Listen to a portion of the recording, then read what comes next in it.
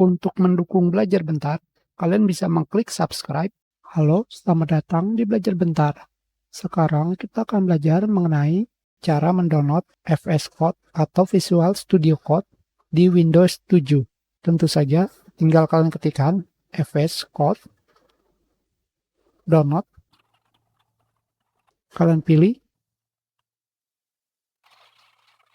hanya untuk versi Windows 10 atau 11. Di sini pada bagian bawah, kalian pilih Get Previous Version.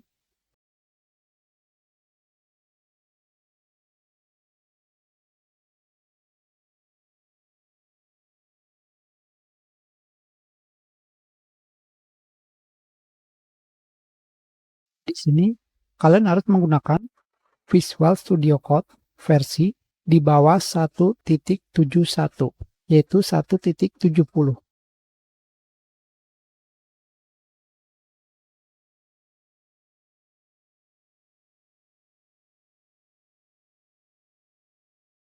Kalian pilih bulan Juli 2022. Di sini kalian pilih Windows 64 ARM untuk CPU ARM. Dengan kata lain, OS kalian harus versi 64 bit, bukan 32.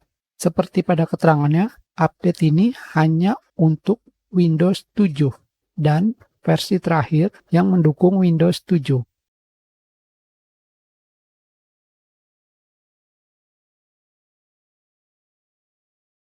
Kalian pilih I accept, next, next, next.